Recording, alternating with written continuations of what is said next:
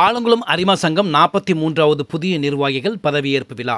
Popular Chellathurai தலைவராக தேர்வு. செயலாளராக MS சரவணன், பொருளாளராக மெக்சி முருகன் தேர்வு செய்யப்பட்டனர்.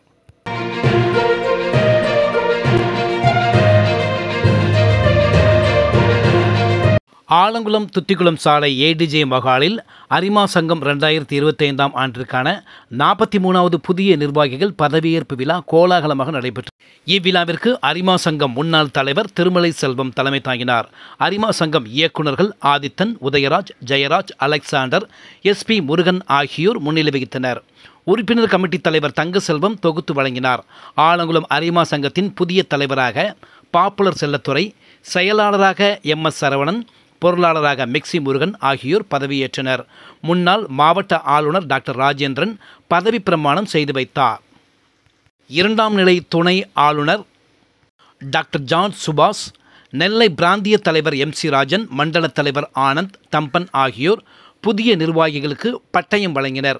நிதி நிர்வாகம் அமல்ராஜ், PV செல்வம், துணைத் தலைவர் வைத்திலிங்கம் என்ற ராஜ், கார்த்திகேயன், தொழிலதிபர் GS செல்வன், MS சரவணன், அரவிந்த், அமல்ராஜ், பாலசுப்ரமணியன் மற்றும் நெல்லை பாவூர் சத்திரம் ஆலங்குளம் பியர் சிட்டி லைன் சங்க நிர்வாகிகள் மற்றும் தொழிலதிபர்கள் உட்பட பலர் கலந்து கொண்டனர்.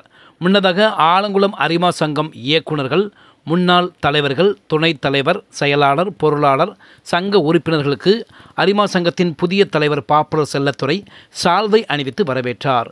புதிய தலைவரை அரிமா சங்க மூத்த நிர்வாகிகள் மேடைக்கு அழைத்து சென்றனர். இதைத் தொடர்ந்து பதவியேற்பு மற்றும் உறுதிமொழி ஏற்பு நிகழ்வு நடைபெற்றது. பதவியேற்பு விழாவின் கூடுதல் நிகழ்வுகளை தற்போது பார்க்கலாம்.